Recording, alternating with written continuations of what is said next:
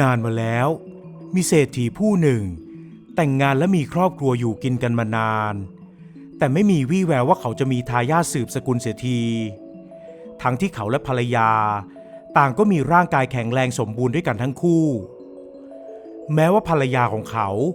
จะไม่สามารถให้กำเนิดทายาทได้แต่เศรษฐีก็ยังไม่คิดจะแต่งเมียที่สองหรือมีเมียที่สามแต่อย่างใดเพราะเขารักภรรยามาก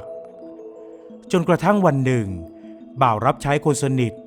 ได้เข้ามาบอกเรื่องที่อาจจะทำให้เศรษฐีและภรรยาสมหวังได้นี่ท่านเจ้าค่ะอีฉันทราบมาว่าที่ชายป่ามีศาลแห่งหนึ่งศักดิ์สิทธิ์มาก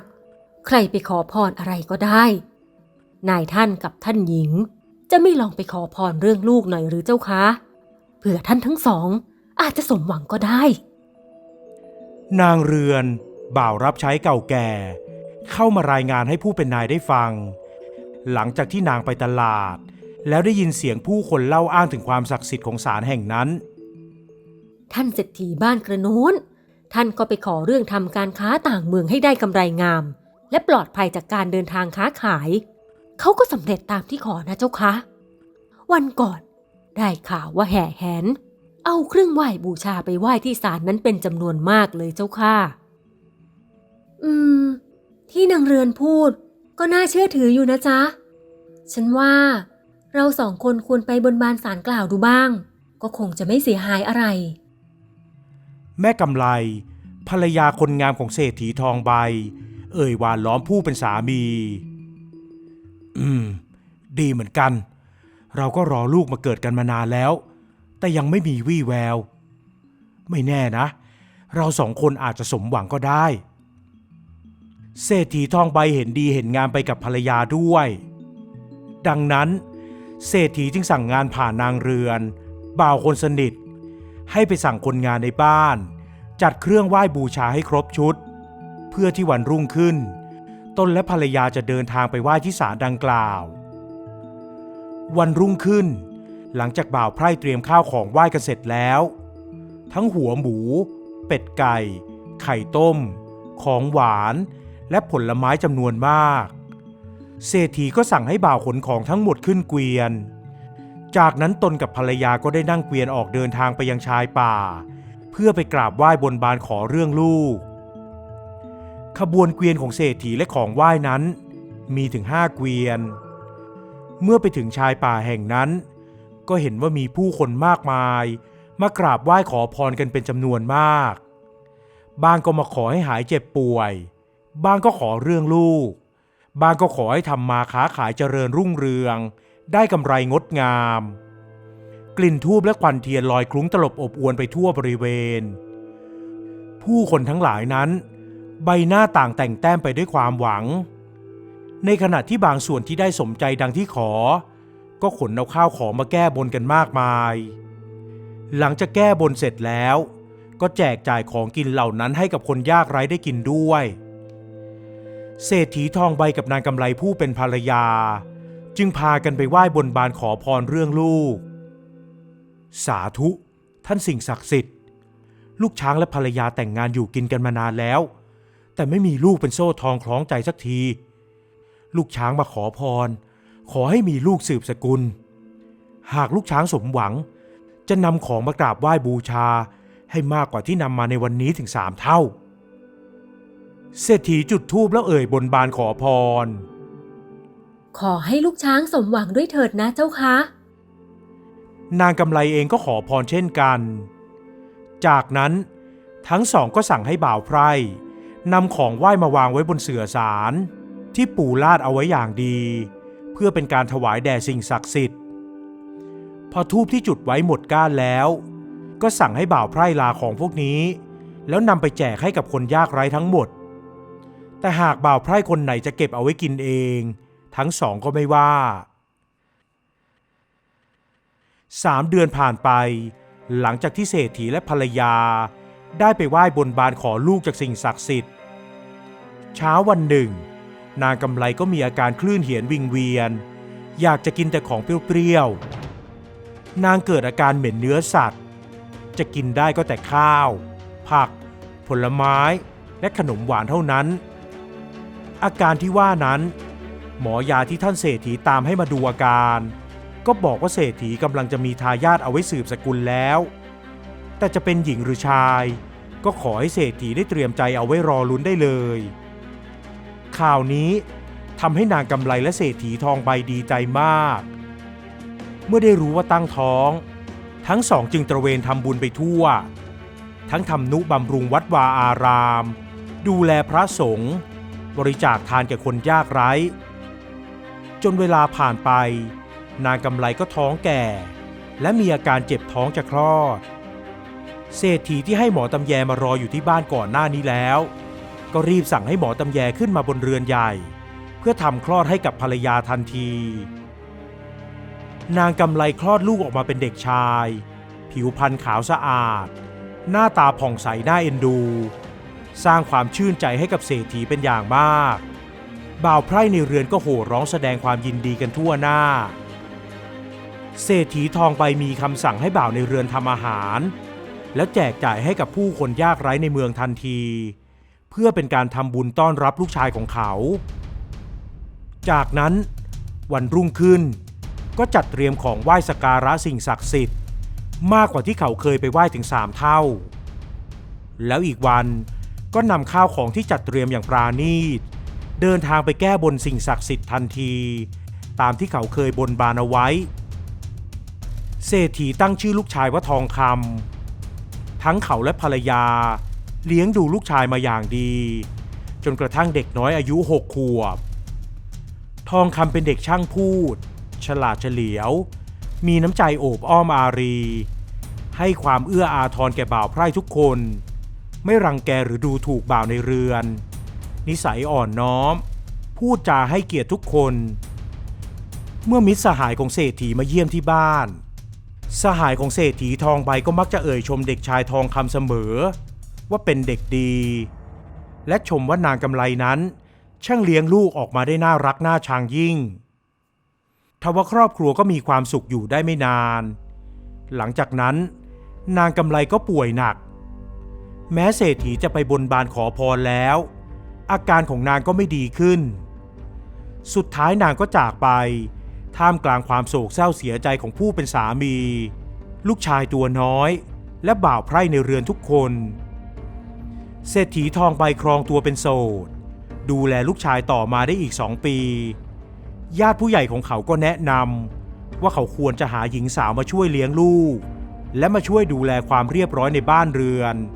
ในตอนที่เศรษฐีไปทำการค้าขายยังต่างเมืองเศรษฐีทองใบได้ฟังก็คล้อยตามจึงยอมไปดูตัวหญิงสาวที่ญาติผู้ใหญ่หามาให้หญิงสาวที่เศรษฐีไปดูตัวนางชื่อมาลีเป็นสาวโสดหน้าตาสะสวยลูกสาวของพ่อค้าในตลาดและผู้หลักผู้ใหญ่ทั้ง2 ฝ่ายต่างก็เห็นควรที่จะให้ทั้งคู่แต่งงานกันเมื่อแต่งงานกันแล้วนางมาลีก็กลายมาเป็นนายหญิงของบ้านดูแลความเรียบร้อยของบ่าวไพร่การกินการอยู่ของทุกคนในเรือนรวมถึงดูแลเรื่องค่าใช้จ่ายต่างๆด้วยเบื้องหน้านางเป็นคนอ่อนหวานน่ารักแต่เบื้องหลังนั้นนางแอบมีความอิจฉาลูกชายของสามีอยู่เสมอเพราะเศรษฐีทองใบนั้นรักลูกชายของเขามากนางมาลีกลัวว่าหากตนมีลูกแล้วลูกของนางจะไม่ได้รับสมบัติมากพอจึงหาทางเล่นงานทองคำอยู่เสมอบางครั้งก็หาเรื่องกลั่นแกล้งและลงโทษเขาครั้งหนึ่งนางมาลีบอกว่าทองคำทำผ้านุ่งไหมของหล่อนพังเพราะทองคำที่วิ่งเล่นอยู่เผลอสะบัดโคลนใส่โดนผ้านุ่งของนางจึงใช้มือฟาดไปที่แขนของเด็กชายอย่างแรงทองคำไม่ส่งเสียงร้องไห้ได้แต่น้ำตาไหลเงียบๆบ่าวไพร่ในเรือนก็ไม่มีใครกล้าขัดเพราะนางคือคนที่ได้รับอำนาจจากเศรษฐีให้จัดการดูแลความเรียบร้อยของบ้านทั้งหมดหลังจากวันนั้นเด็กชายก็พยายามหลีกเลี่ยงไม่อยู่ใกล้นางมาลีโดยเฉพาะตอนที่เศรษฐีผู้เป็นพ่อออกไปทำการค้าขายยังต่างเมืองเมื่อเศรษฐีกลับมาบ้านร่องรอยการโดนตีหรือถูกทำโทษจากแม่เลี้ยงก็มักจะจางหายไปแล้วจึงไม่เคยรู้ว่าลูกชายโดนทำโทษด้วยการตีเสมอ ในตอนที่เขาไม่อยู่บ้านแต่กระนั้นนางมาลีก็ยังหาโอกาสลงโทษทุบตีเด็กน้อยอยู่บ่อยครั้งหลังจากนั้นไม่นานนางมาลีก็ตั้งท้องนางดีใจมากและคาดหวังว่าลูกในท้องของนางจะเป็นชายนางกับลูกจะได้มีสิทธิ์ในทรัพย์สินมหาศาลของเศรษฐีด้วยความเห่อลูกใหม่ในท้องของนางมาลีเศรษฐีทองใบจึงไม่ได้ออกไปทำการค้าที่ต่างเมืองวันหนึ่งขณะที่นางมาลีออกไปเดินเล่นที่หน้าบ้านเพื่อชมดอกไม้สวยๆให้สบายตาสบายใจเด็กชายทองคำที่วิ่งเล่นอยู่กับหมาน้อยตัวโปรดของเขาก็วิ่งมาทางนางมาลีในตอนนั้นเองหมาของเด็กชายก็วิ่งมาชนเข้ากับนางมาลีทำให้นางล้มลงกับพื้นนางส่งเสียงร้องดังและด่าทอหมาเป็นการใหญ่ว้ายอีหมาเลวแกมาชนฉันได้ยังไงไม่เพียงแต่ด่าหมานางยังเรียกเด็กชายให้เข้ามาหาด้วยเด็กน้อยเดินมาด้วยท่าทีหวาดกลัวแต่ก็ไม่กล้าหลบเลี่ยงไปไหนพอเด็กน้อยเดินเข้ามาใกล้นางมาลีก็คว้าแขนเล็กๆนั้นเอาไว้แล้วหันไปหักเอากิ่งไม้แถวๆนั้นมาเป็นไม้เรียวจากนั้นก็กระหน่ำตีไปที่แขนขาของเด็กน้อยไม่หยุดไอ้เด็กเลวหมาของแกจะทำให้ฉันแท้งลูกแกแกล้งฉันใช่ไหมแกอิจฉาน้องที่อยู่ในท้องของฉันใช่ไหมวันเนี้ยฉันจะตีแกให้ตายจากนั้นนางก็ฟาดไม้เรียวในมือไม่ยั้งเด็กชายพยายามอดทนเต็มที่แต่ก็ทนไม่ไหวจนต้องร้องไห้โฮออกมาบ่าวไพร่ในเรือนที่ได้ยินเสียงก็รีบวิ่งมาดูแต่ไม่กล้าห้ามนางมาลีเลยสักคนใครก็อยากจะมาห้ามนะวันเนี้ย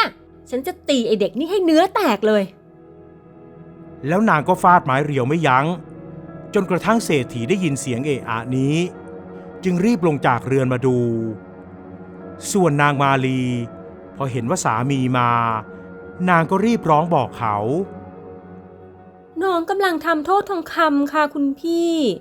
เขาเป็นเด็กไม่ดี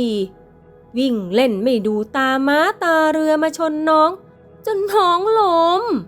ถ้าลูกในท้องของน้องหลุดไปจะว่าอย่างไรนางอ้างเช่นนั้นแล้วก็ตีเด็กชายต่อไปเศรษฐีรู้ว่าลูกชายทำผิดจึงไม่กล้าห้ามแต่พอนางมาลีตีลูกน้อยมากเข้าก็ทนไม่ไหวและเข้าไปห้ามปรามพอเถอะมาลี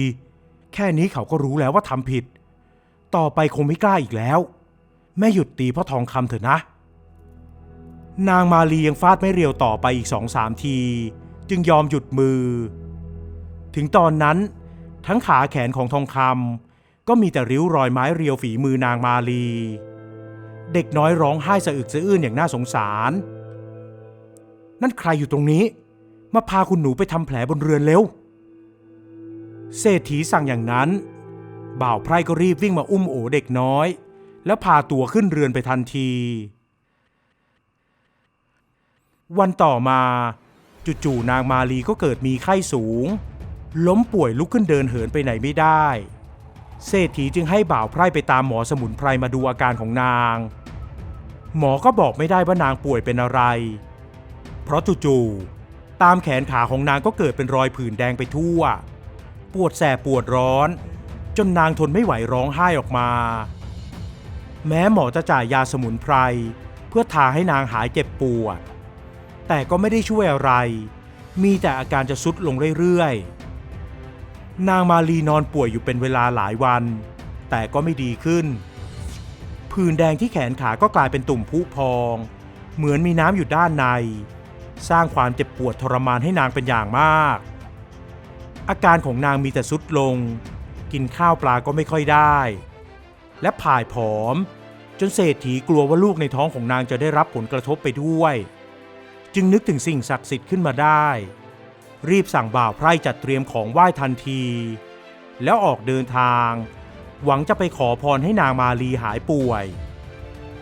เมื่อเศรษฐีเดินทางมาถึงศาลหลังจากไม่ได้มาหลายปีวันนี้ผู้คนก็ยังคงมาบนบานศาลกล่าวกันอย่างเนืองแน่นเขาสั่งให้บ่าวไพร่จัดปูเสื่อเตรียมตั้งเครื่องไหว้ทันที แต่ยังไม่ทันที่เขาจะจุดธูปขึ้นไหว้สิ่งศักดิ์สิทธิ์จู่ๆตอนนั้นก็มีชายชราคนหนึ่งเดินมาหาและยกมือขึ้นชี้หน้าเขามึงขอกูก็ให้แต่ให้ไปแล้วดูแลไม่ดีระวังกูจะเอาคืนพอเศรษฐีได้ฟังแล้วก็ตกใจไม่คิดว่าจะมีคนที่ไม่รู้จักกันมาก่อนมาชี้หน้าต่อว่าแบบนี้เมียมึงมันป่วยหนักใช่ไหมเล่ามันเป็นคนไม่ดีมึงเลือกคนไม่ดีเข้าบ้านให้เขามารังแกลูกกูมึงมาขอลูกไปจากกูแต่ดูแลไม่ดีปล่อยให้คนใจมารมันมาทำร้ายระวังมันจะฆ่าลูกมึงตายเข้าสักวันถ้ามึงอยากให้มันหายป่วยก็ให้มันไปขอโทษลูกกูเสียแล้วหลังจากนี้มึงก็เลือกเอาว่าจะเอานางใจมารไว้ในเรือนหรือจะเลี้ยงดูลูกชายของมึงให้ดีเพราะต่อไปเขาจะทำให้ตระกูลของมึงเจริญมากขึ้นไปอีกชายชราพูดอย่างนั้นแล้วก็ทรุดกายลงล้มหมดสติทันทีตอนนั้นหญิงสาวคนหนึ่งก็วิ่งฝ่ากลุ่มคนเข้ามาแล้วประคองชายชราให้ลุกขึ้นนั่งปากก็เรียกว่าพ่อหลังจากนั้นชายชราก็ฟื้นคืนสติและลูกสาวของเขาก็พาเขาจากไปส่วนเศรษฐีก็ยืนอึ้งอยู่ตรงนั้นแล้วหันไปมองภายในศาลใหญ่ซึ่งไม่มีรูปเคารพใดๆทั้งสิ้นแต่ตอนนี้เขายิ่งมั่นใจว่าวิญญาณที่สิงสถิตอยู่นั้นศักดิ์สิทธิ์และมีฤทธิ์มากเพียงใดเศรษฐีรีบจัดของไหว้แล้วจุดธูปขึ้นไหว้อย่างรวดเร็วหลังจากนั้นก็เดินทางกลับบ้านแล้วไปเรียกบ่าวไพร่ในเรือนมาสอบถามถึงเรื่องราวในตอนที่เขาไม่อยู่บ้านจนกระทั่งทราบว่านางมาลีนั้นทำร้ายลูกชายของเขาหลายครั้งแล้วแต่ไม่มีใครกล้าฟ้องเขาจึงเข้าไปในห้องของนางมาลีที่ตอนนี้กำลังนอนซมอยู่เพราะพิษไข้และรอยผื่นที่แขนขาที่พุพองก็เริ่มแตกมีน้ำหนองไหลออกมาน่าเวทนาเป็นอย่างมากมาลีตอนที่พี่ไม่อยู่น้องเคยลงโทษทองคำใช่ไหมขอให้พูดความจริงมาเถิดเพราะมันจะทำให้อาการของเธอดีขึ้นถ้าเธอยอมพูดความจริงกับพี่นางมาลีที่ป่วยหนักเกิดกลัวตายจึงรีบพยักหน้าสารภาพทันทีเศรษฐีทองใบจึงเล่าถึงคำพูดของชายชราว่าหากอยากหายก็ขอให้นางขอโทษทองคำเสียในทีแรกนางมาลีก็จะไม่ยอมเพราะยังมีทิฐิอยู่ที่ต้องมาขอโทษเด็กที่อายุน้อยกว่าและยังเป็นเด็กที่นางชังน้ำหน้าด้วยแต่สุดท้ายเมื่อเศรษฐีทองใบย้ำมาว่าหากไม่ทำนางอาจจะตายได้สุดท้ายนางจึงพยักหน้ายอมทำตามที่สามีบอกเศรษฐีทองใบสั่งให้บ่าวไพร่เตรียมพานขอขมาให้นางมาลีแล้วตามทองคำให้เข้ามาในห้องเมื่อเด็กน้อยเข้ามาเศรษฐีก็สะท้อนใจเพราะร่องรอยตามแขนขาของลูกชายนั้นยังเด่นชัดลูกของเขาคงจะเจ็บมากและที่ผ่านมาก็คงจะเจ็บตัวมาหลายครั้งแล้วจากนั้นนางมาลีก็พยายามลุกขึ้นนั่งและยกพานขึ้นคำขอขมาจากเด็กน้อยเด็กชายไม่รู้เรื่องอะไรเลยพอแม่เลี้ยงขอโทษเขาก็บอกไปว่าไม่เคยคิดโกรธเคืองนางและยกโทษให้นางทั้งหมดจากนั้นบ่าวก็พาตัวเขาออกไปพักผ่อนหลังจากนั้นอาการของนางมาลีก็ดีขึ้นตามลำดับทว่านางได้แทงลูกของนางไปเสียแล้วเศรษฐีรอจนอาการของนางหายดีเป็นปกติก็ปากขออย่าขาดจากนางมาลีไม่ยอมและโวยวายว่านางไม่ได้ทำผิดเศรษฐีจะมาขอหย่าจากนางไม่ได้เศรษฐีจึงได้เรื่องที่นางแอบทุบตีลูกของเขามาหลายครั้งจนครั้งหลังสุดก็ถึงกับตีลูกชายต่อหน้าเขาคงไม่อยากให้นางมาเป็นแม่เลี้ยงใจร้ายของทองคำอีกต่อไปแล้วนางมาลีเถียงไม่ออกเพราะเป็นความจริงทุกอย่างสุดท้ายจึงยอมหย่าขาดจากเศรษฐีแต่โดยดีและยอมรับเงินทองของกำนันจากเขาเพื่อเอาไปเป็นต้นทุนสร้างชีวิตใหม่ส่วนเศรษฐีทองใบก็ครองตัวเป็นโสดนับตั้งแต่นั้นไม่ยอมแต่งงานใหม่แม้ญาติผู้ใหญ่จะเพียรหาผู้หญิงมาให้เขาดูตัวก็ตามฝ่ายทองคำเมื่อเติบโตขึ้น ก็เป็นชายหนุ่มที่เอาการเอางานช่วยบิดาทำการค้าจนกิจการเจริญรุ่งเรืองขยายกิจการออกไปมากขึ้นสมกับที่สิ่งศักดิ์สิทธิ์เคยบอกเอาไว้จริงๆว่าให้เลี้ยงลูกชายให้ดีแล้วต่อไปเขาจะทำให้ครอบครัวเจริญมากขึ้นไปอีกหลายเท่า